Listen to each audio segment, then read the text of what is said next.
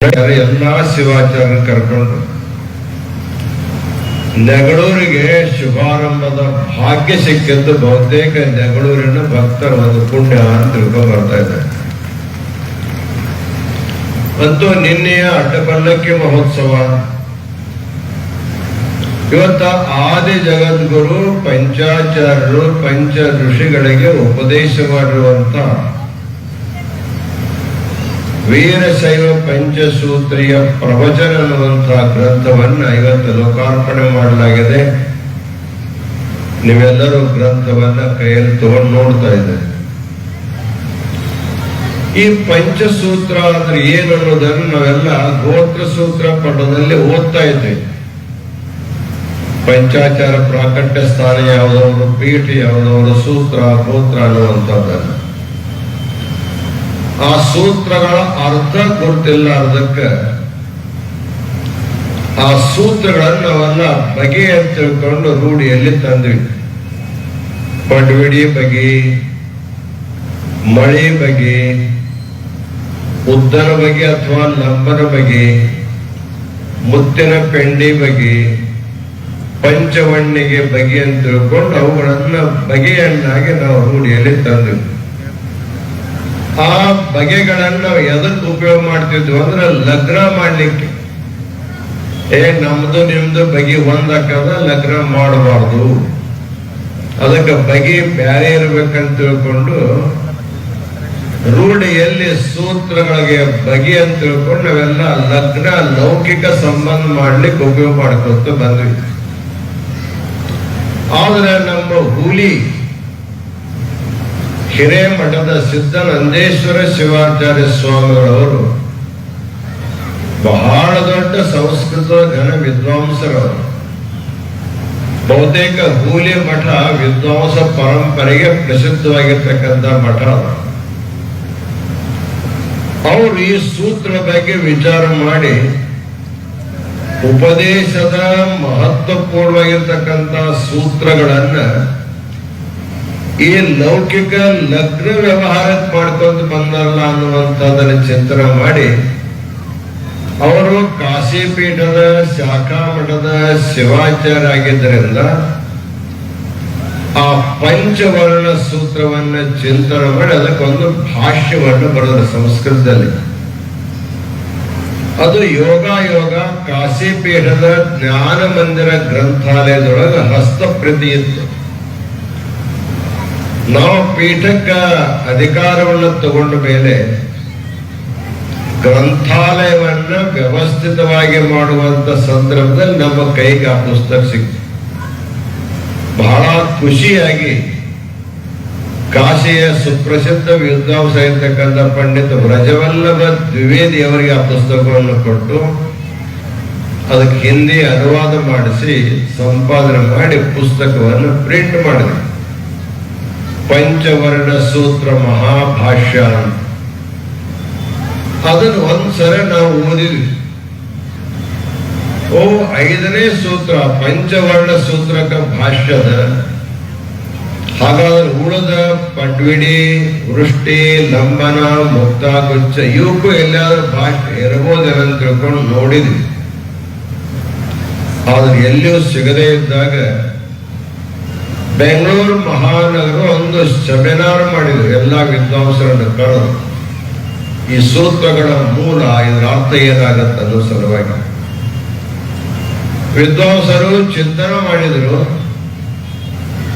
ಅದಕ್ಕೆ ಸಮಾಧಾನಕರವಾಗಿರ್ತಕ್ಕಂಥ ಉತ್ತರ ನಮಗೆ ಸಿಗದೇ ಇದ್ದಾಗ ನಾವೇ ಹಾಗೆ ಚಿಂತನೆ ಮಾಡ್ತಾ ಇದ್ವಿ. ಏನಿರ್ಬೋದು, ಏನು ಪಡ್ಬಿಡಿ ಅಂದ್ರೆ ಏನು, ವೃಷ್ಟಿ ಅಂದ್ರೆ ಏನು, ಲಂಬನ ಅಂದ್ರೆ ಏನು, ಮುಕ್ತಾಗುಚ್ಛ ಅಂದ್ರೆ ಏನು ತಿಳ್ಕೊಂಡು ಚಿಂತನೆ ಮಾಡ್ತಾ ಇದ್ವಿ.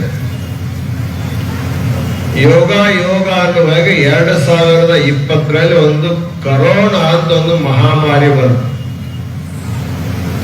ಅದು ಕರೋನಾ ಏನ್ ಮಾಡ್ತಂದ್ರೆ ಯಾರನ್ನು ಯಾರ ಹತ್ರ ಹೋಗ್ಲಾರ್ದಂಗ್ ಮಾಡುತ್ತೆ.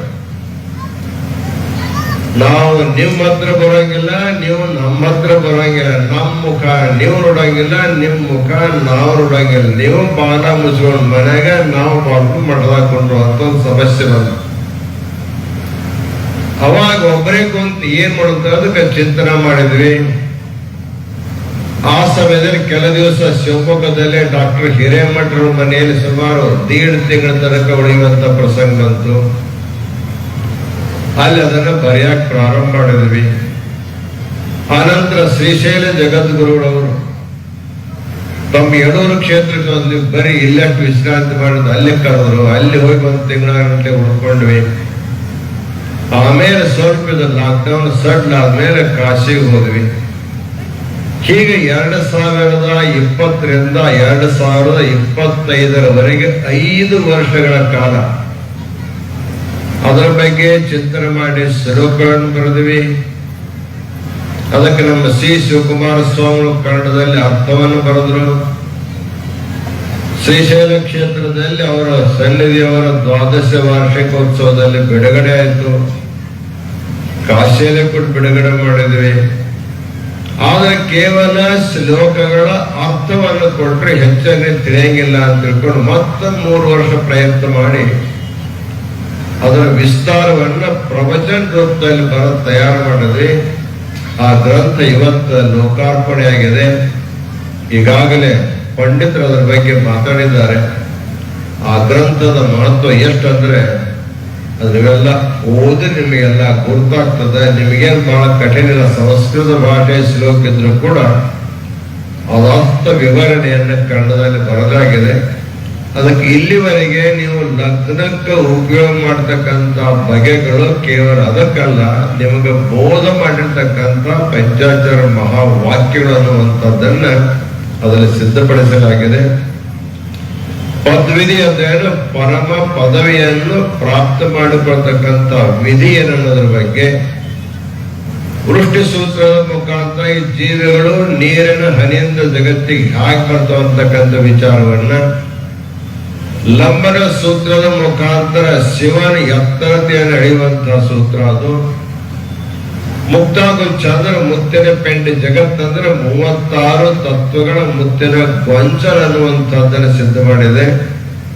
ಆಮೇಲೆ ಶಿವಯೇವ ಆತ್ಮ ಅನ್ನುವಂಥ ಸೂತ್ರದಲ್ಲಿ ನಾವೇನು ಜೀವರಂತ ಕಳ್ಕೊಂಡು ನಾವೆಲ್ಲ ಜೀವರ, ನಾವೆಲ್ಲ ಶಿವನ ಅಂಶರೇ, ನಾವೆಲ್ಲರೂ ಶಿವ ಸ್ವರೂಪ ಇರ್ತಕ್ಕಂಥ 5 ದಾರ್ಶನಿಕ ಆದ್ಯ ಸೂತ್ರಕಾರ ಜಗದ್ಗುರು ಪಂಚಾಚಾರ್ಯರು.